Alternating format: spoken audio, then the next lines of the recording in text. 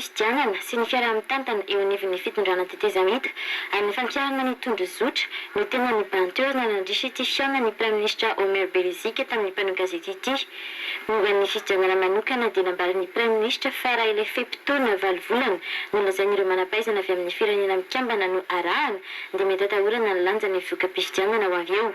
Tsy maintsy dinihana miaraka amin'ny senita hoy ny praiminisitra ny fahafahana mampihena io fepitaona io na ihany koa manitatra izany mba hiala ny vanim-potoanan'ny orana. Na izany aza nefa tsy tokony hirotorotoana ny fanantanterahana ny fifidianana hoatran'ny praiminisitra fa aleo miaritra kely dia mahavita fifidianana tsara sy madio ary mendrika.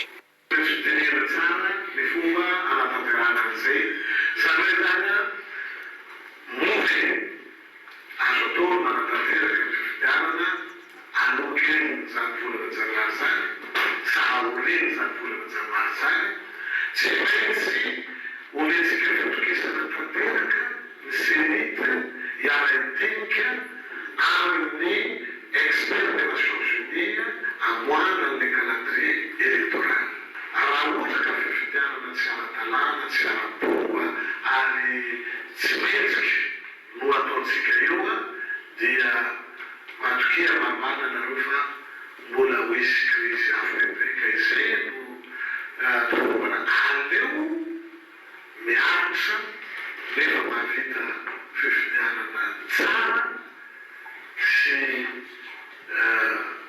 mendrika fifidianana izay azahoam-bokany tsy hoeneny besinimaro. Fa resaka tetrany koa ny amin'ny fiaraha-mitantana fa indrindra ny momba ireo olona kilafy ravalomanana eo anivon'ny gouvernemanta. Tsy voatery hitovy hevitra hatramin'ny olon-drehetra hoy ny praiminisitra izay nilaza fa tsy mitsahatra ny mampifanantina ny hevitra tsy mitovy mba hitadiavana mbaramatra iraisana. Menamafy ny ansa nataony amin'ireo minisitra avy amin'ny kilafy ravalomanana izay nisitaka sy nindray anjara tamin'ny fivorian'ny filan-kevitry ny gouvernemanta sy ny filan-kevitry ny minisitra noho izany ny lehibe ny gouvernemanta. Momba ireo esipitakenesany tokony misy eo lana amin'izao fotoana izao dia ny mafisiny ny praiminisitra ny foto-kevitra ijoroany ny fanjakana. Ekena fa zo sindikaly no manao fitakiny anatsarana ny sy ampiarina ho izy saingy tsy mbola afaka ny amin'ny fahafapo amin'ny rehetra ny fitondrana. Nandroso sosokevitra amin'ny fampianana ireo sindika rehetra n'izany ny praiminisitra mba ahafahana mamatra izay filan'ny rehetra ary mandrafitra antotan-kevitra atolotra izay fitondrana vaovao ijoro hitantana ny repoblika faefatra.